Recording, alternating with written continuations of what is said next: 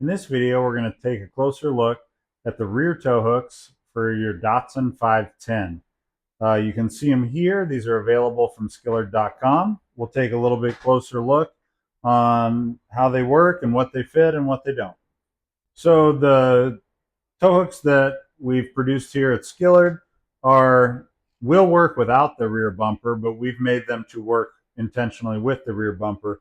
We just love the way the OEM bumpers look on the Datsun 510, and so we wanted to retain that as well as having a tow hook option. Over here on this side, we just have some of the factory rear bumper brackets, mounting brackets that just came on the car, and wanted to have that just as a reference because the tow hook will mount just right inside here, and then the bolts will pass through the tow hook and into the mounting bracket just into the rear roll pan. So that's why we have this sitting here, and then we'll kind of talk about why we have the left and the right. We were initially thinking about making a single tow hook, having it centered, adding 4 holes so you could use it on both sides. But as we tested that, we really just didn't like the way it looked. So I'll kind of slip this under the bumper and show you why here in a second. So if you come and look down at the top of this, you can kind of see how it's not centered on the overrider and it's kind of tilted off.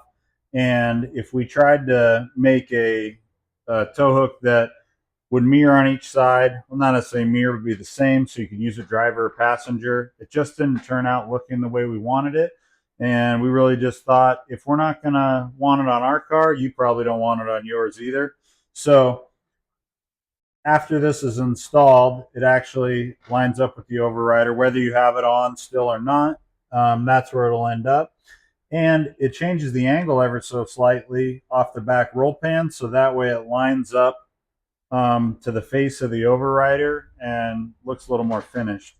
You can kind of see on the tow hook, a little more obvious that this is not in the center. We offset it so that way you have a driver and a passenger, and this bend is not perfectly straight, and that's so that way it lines up with the overrider. So we're going to go ahead and take this downstairs to our Project 510, and we'll go ahead and get the bumper mounted up, and we'll go ahead and install one of these tow hooks on there, and that way you can take a closer look of how it looks fit and finish on the car, and go from there. All right, so here we're down 510. We're at the back, obviously. We got all our fur friends here that are causing trouble, so that's just adds to the ambiance of the video. We're going to throw the bumper on here in a minute. We ended up deciding to just bolt the tow hooks on left and right, just so you can see kind of how they sit inside the brackets. And then next, in a few minutes, we're going to go ahead and put the bumper in place, lower the car a little bit, so then it's easier for you to see how the tow hooks interact and visually look with the bumper. Okay, so on the back here, we've got the bumper set in place. It's all the way pulled in. I didn't put the nuts on, but you can see the way the tow hook is, so it comes out enough that it clears the overrider. You can see that we have some space underneath it, and with the way we offset the hook part as well as the angle, if you do have the overrider, it comes out and lines up right there where it needs to be. So